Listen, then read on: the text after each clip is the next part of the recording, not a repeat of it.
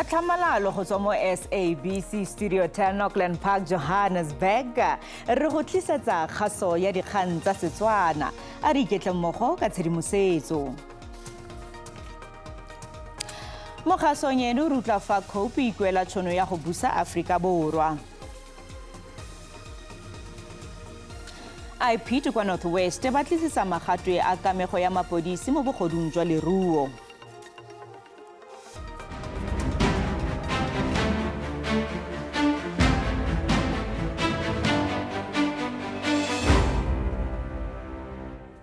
Tla re diale. Mo puong ya metsotso e kwa tlase ga 30 e neng e utlwala ekete ga e tsamaelane le merero e kwa setlhoeng pele ga ditlhopho tsa monongwaga. Moeteledipele wa COPE Mosiwa Lekota o rebotse lekwalo la ditsholofetso tsa lekoko tsa ditlhopho kwa Hammanskraal kwa bokone jwa Pretoria. A ikuela go maAforika Borwa go naya lekoko la gagwe tšhono ya go busa naga. Go ithaopa go direla sesole le go matlafatsa maAforika Borwa gore a kgone go iphemela ga mmogo le go dirisa temothuo go fokotsa khumanego le tlala mo baaging ke tse dingwe tsa dintlha tse di tlhageletseng di le botlhokwa mo lenaane la maikemisetso a ditlhopho la COPE fa e ne e ikuela go maAforika Borwa go voutela lekoko mo ditlhophong tse di gaisanelwang go gaisa tsa monongwaga. Mo puong ya gagwe e e neng e sa kwadiwa, Lekota o begile fa maemo a maAforika Borwa a lebaneng nao ga jaana a batla gore baagi ba iphemele. But the conditions that have resulted now require us, South Africans, and we are ready to lead you. We, the people of South Africa, must defend ourselves. We must defend ourselves, and we want to ask the people of South Africa to vote for the Congress of the People so that we can prepare the people to defend themselves. Fa ane a bua ka kgaogo ya motlakase, Lekota o boditse gore ke gore dinaga tse dingwe di dirisa malatlha mme Aforika Borwa e sa dire jalo. Today we are seeing a miracle. Other countries are telling us and telling our leaders, take coal, don't use coal, don't use coal. But they are saying, bring that coal to us. It goes to England, it goes to other countries, to China and all of that. They are using it, but they say we must not use it. Lekota o ne a bua le baagi mo lefelong le le ka tsholang baemanokeng ba le 1,000 fela go ne go le manno a neng a lelolea. Fa ane a bodiwa gore a ditlhopho tsa monongwaga e ka tswa e le bokhutlo jwa lekoko le le neng le na le manno a le 30 kwa kokoano bosetšhaba ka 2009 go bonala Lekota a le kgatlhano le seno ka ntlha ya fa a re lekoko le tlile go boela kwa parlamenteng morago ga ditlhopho. I think we are going to do that. People talk about infighting there's no infighting in Congress of the People. We had 2-3 individuals who tried to undermine the Constitution, and they were dismissed because the rule of law is very important. Lekoko le leba kwa ditlhophong morago ga dikarogano tse di lebisitsweng kwa go belesediweng ga Dennis Bloem le Willem Madisha. Mopresidente wa Azanian People's Organization Azapo Nelvis Qekema o tlhotsa boloditse letsholo la go tsena ntlo kwa motsesetoropong wa Galeshewe kwa Northern Cape pele ga ditlhopho tsa motsheganong. Lekoko le kemonokeng ya lona e ntseng e fokotsega mo ditlhophong tse di fetileng le solofela go bona manno kwa parlamenteng morago ga ditlhopho. Lekoko leno la kgololosego la re loeto la lona lo kgakala le go ya bokhutlhong. Le fa lekoko le itemogela palo e kwa tlase ya balatedi ebile le sena kemedi kwa parlamenteng mo dipakeng di le 2 tse di fetileng. Lekoko leno le na le tsholofelo ya go fetola tsotlhe tse mo ditlhophong tse di tlang. Lekoko la re go tlhola ditiro ke ntlha kgolo ya lona. We want to restore the humanity and dignity of the people, and the best way to do it is to grow the economy, develop the economy such that the economy is able to absorb the unemployed people, the jobless people, so that people are able, to contribute for their own lives and fend for themselves. Baagi ba Galeshewe ba nnile le maikutlo a farologaneng te ba le melawana ya Azapo mme ba letile lekoko go ba fetola mogopolo.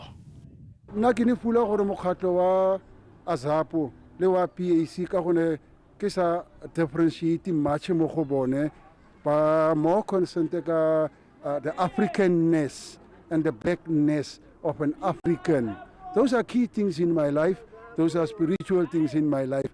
But gore re bone as a vehicle to run a country, re tla tshwanela gore re thuse re kopa thuse re berekisane le ba bang. Re na le unemployment e too high ya youth, and on top of it ne di drugs tse di tletseng tse e kare hokoletsa tsone because e di senyetsa bana.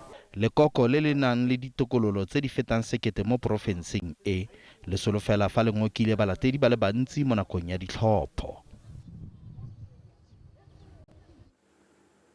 Lekoko la Patriotic Alliance la re letlile go dirisa motlakase wa letsatsi go abela baagi metsi go tswa mo metsweding e epilweng le go rarabolola mathata a metsi kwa metsemagaeng. Ntlhopheng wa botonakgolo kwa Limpopo Patrick Muchai o begile seno fa a ne a tlhoma ditsholofetso tsa ditlhopho kwa motseng wa Kaba gaufi le Thoyando. Muchai a re ba tlile go gagamatsa tshireletso kwa melelwaneng. Lekoko la MK le leteletsweng pele ke mopresidente wa pele wa ANC Jacob Zuma ke la sešweng go tswa mo lekokong le le busang.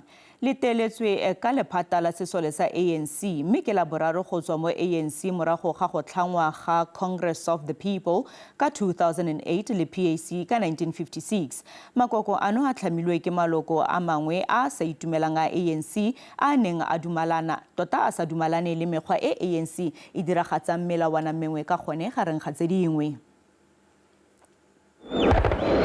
Kgang ya leeto la Afrika Borwa ya kgololosego le demokrasi ke e kgatlhisang kwa setlhoeng sa yona ke go phimolwa ga kiletso ya makoko a dipolotiki le go gololwa ga bagolego ba sepolotiki. Nelson Mandela o ne a nna moeteledipele wa ANC mo leetong la go ya kwa kgololosegong. Se ne se lebisiwa kwa ditlhophong tsa ntlha tsa demokrasi mme Mandela o ne a tlhophiwa go nna mopresidente wa ntlha wa demokrasi. Fela leeto le ne le se bonolo ga ba gare lekoko la ANC e ntse le lone le le santseng le busa mo dingwageng di le 30. Lekoko leno le tlhamilwe ka 1912 le ne le le botlhokwa mo ntweng kgatlhanong le tlhaolele. Maiteko a lekoko leno a batlile go kgorelediwa ke fa ba bangwe ba ikamologanya le lekoko go tlhama the Pan-African Congress ka 1959. Morago fela ga puso ya tlhaolele, ANC e ne ya belesetsa Bantu holomisa ka 1996 e neng ya tsaya bontlha bongwe jwa kemonokeng ya ANC mo ditlhophong tsa 1999. Dikarologano tse di tseneletseng mo ANC di diragetse ka conference ya bosetšhaba ya Polokwane ka 2007. Conference eno e ne e tsewa jaaka ntwa magareng ga Jacob Zuma le Thabo Mbeki. Zuma o ne a fenya fela se amile lekoko. Morago ga conference eno Mbeki o ne a lebogisiwa tiro mme se ne sa dira gore go tlhamiwe Congress of the People ka 2008, karolo ya bobedi go tswa mo ANC morago ga mokgatlho wa PAC. To frustrate our victories in the coming elections. Fela se ga ya nna bokhutlo ba mathata a ANC.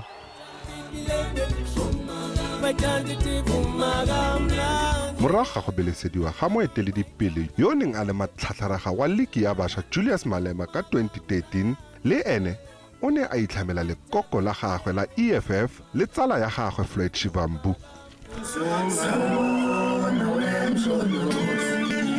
Mme jaaka ditlhopho tsa tsamaiso ya bosupa ya demokrasi di atamela, lekoko la MK le tlhamile go tswa mo ANC mme yo o kwa pele mo lekokong leno ke mopresidente wa maloba wa ANC Jacob Zuma. Ntwa kgolo ke leina la Mkhonto Wesizwe le ANC e ikgantsang ka lona. Ayizunqandwa nguZuma lonto nomkhonto wakhe wesinkwa noba owantoni na. Zuma o ikanne gore ga nkitla a boela morago. Ntlantla Kgatlhane wa dikgang tsa SABC mo Johannesburg.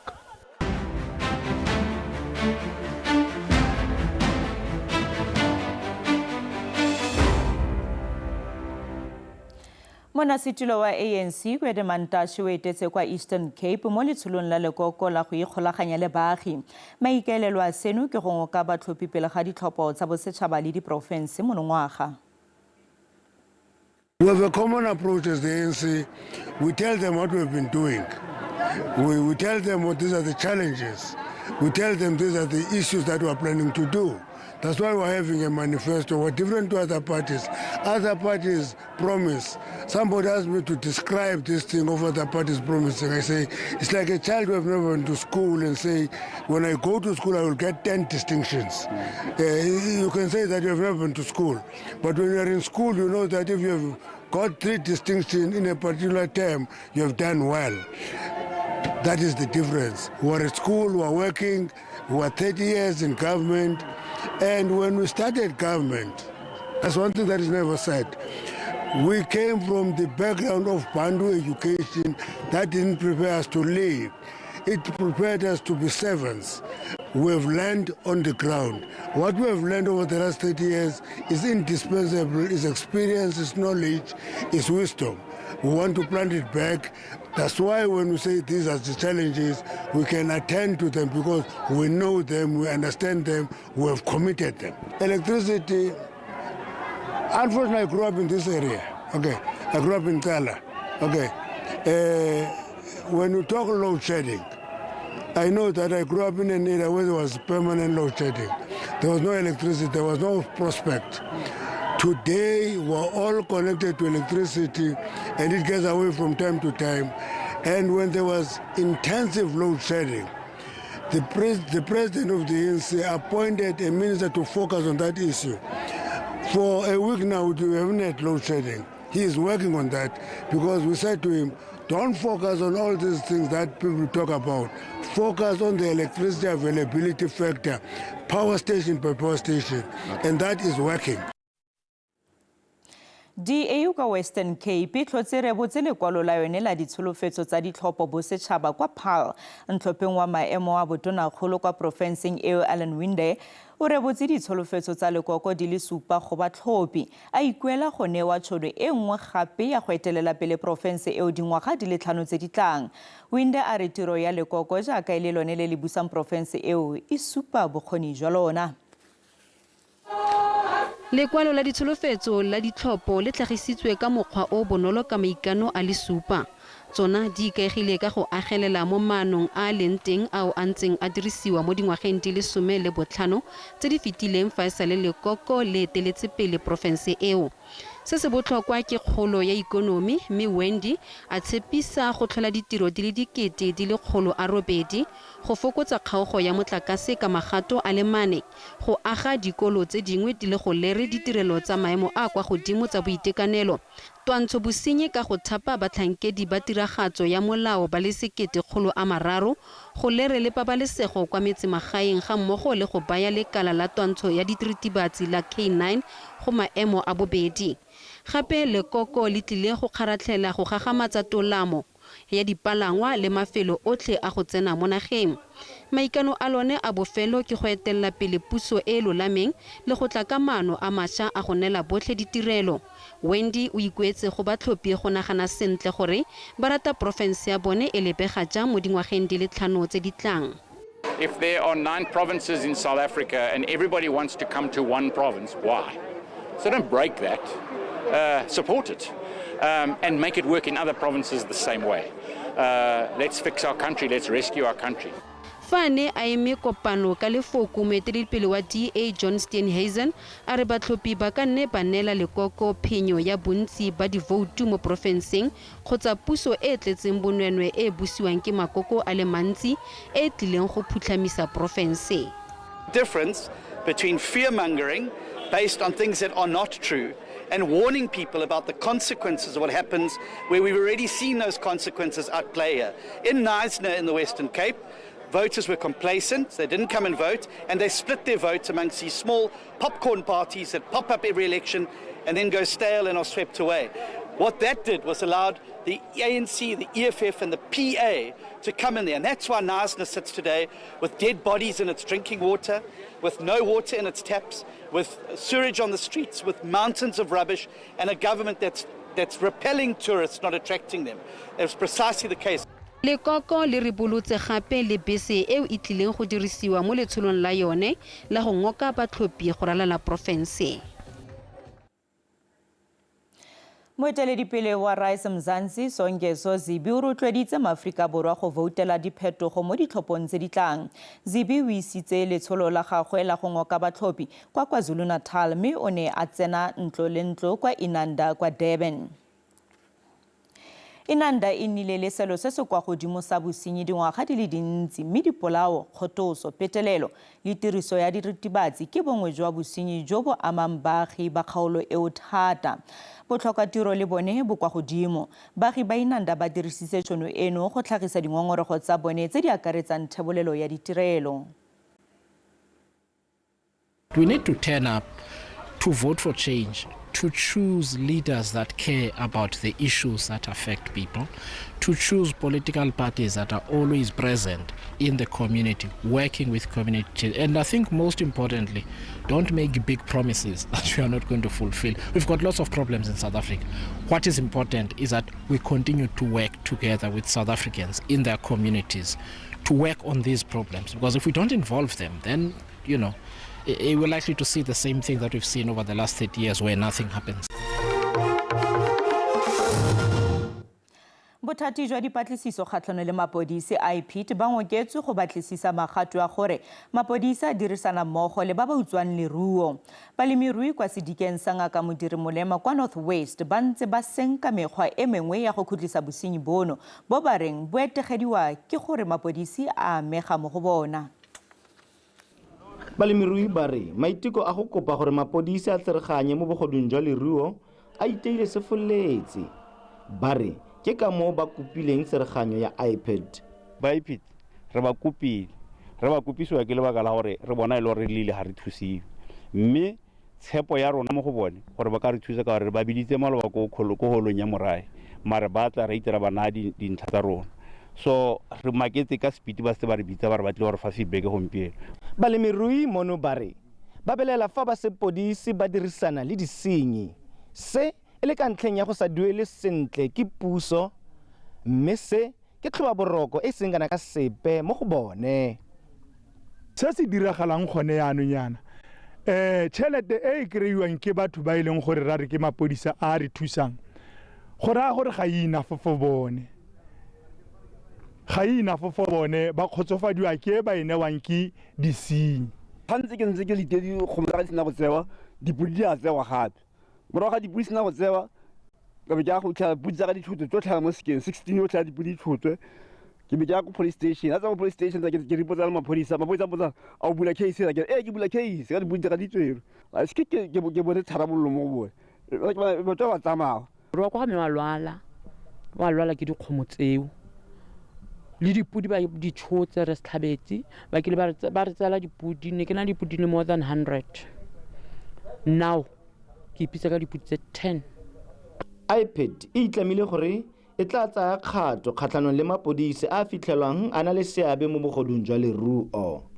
Re tlile le plan ya rona e reng re tlo establisha a team e le gore re tlo berekisana le yona e tlo identifyang one mapodisa a corrupt, two re bone di cases tse butswing tsa bogodu ba dikgomo bo tsa makae. Ba sepodisi le ba lephata le le batlisisang maitshelo a mapodisi ba re fela jaaka barui ba butse dikgetsi kgatlhanong le ba go belelwang ba senya le bone ba butse dikgetsi kgatlhanong le barui fela ba tla leka go rarabolla seno ka potlako. Tumelo Setlhabetse, dikgang ke tsa SABC, Makgobi Start. Mothoetso itse gore kgang e latelang e ka go ama maikutlo. Go ntse le dipego tsa gore go kgerisa mo go tseneletseng go bakile gore mosimane wa dingwaga di le 13 a tshoge mo go senkana ka sepele go boifa go ya sekolong kwa Kabokweni kwa Mpumalanga. Mosimane yono wa grade 7 go begwa a kgerisitswe ke basimane ba le barataro kwa kwa sekolong kgwedi e fetileng. Go begwa fa basimane bao ba gogile serwe sa gagwe sa bonna le go mo hupetsa. O gobetse mme mmagwe o batla bosiamisi bo diragadiwe. Mosimane wa dingwaga di le 13 o santse a tshositswe ke tiragalo e mo go yone a neng a kgerisiwa mme a re se sale se simolotse ngogola. Maemo a etegetse mo kgweding e fetileng fa basimane ba le barataro ba ne ba mo goga ka serwe sa bonna go fitlhelela a felelwa ke mowa le go idibala. O ne a gobala morago o ne a tshologa madi le serwe sa gagwe sa bonna se ne se rurugile.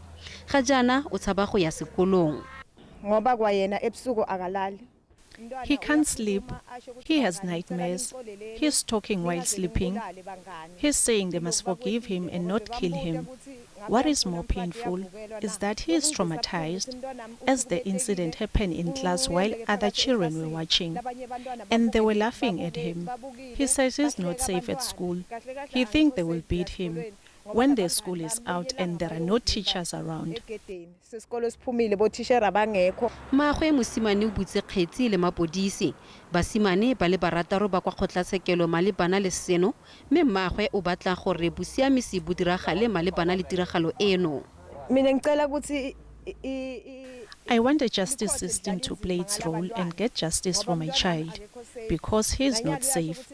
He wants to be removed at the school. He's still traumatized. Ngaka ya malwetsi a tlhaloganyo ya re bao ba kgerisang ba bangwe le bone e ka tswa e le batswa setlhabelo ebile ba tswa kwa malapeng a tletseng tiriso dikgoka. A child that has a low self-esteem will try to make himself or herself to be recognized by being bullied to other children. It can also by being a peer pressure, like for example, a particular child wants to belong in a group. In terms of the effects, the one who's bullied, the victim, will suffer emotional trauma, they will present with anxiety, and then at the long run, they will develop depression. And then the ultimate end, we can end up with a lot of kids that commit suicide. As I speak, there are many children that have killed themselves due to bullying. Lefapha la Thuto la re go kgerisa ke tlwaelo mme le rotloetsa dikolo go akaretsa melawana e kgatlhanong le go kgerisa mo melaong ya maitsholo kwa dikolong. Bullying, it's a national challenge that we're experiencing in all our schools. That is why the DPE, the National Department of Basic Education, has started a campaign called Anti-Bullying Campaign, where schools are educated about the dire consequences of bullying, but to also assist the learners to find ways to coexist with one another in the school environment. Lefapha le abela mosimane le mmagwe thobo ya maikutlo. Motho di ne di le kalo tsa segong jono se le ba le go ikgolaganya le rona mo mafaratlhatlheng a ditlhaeletsano. Gaso e latelang ke ya Sepedi ka moso mo SABC 2 ga jana ke go tlogela ka ponelo pele ya maemo a bosa go tla re kopana gape mo nakong e tlang. Sala sentle.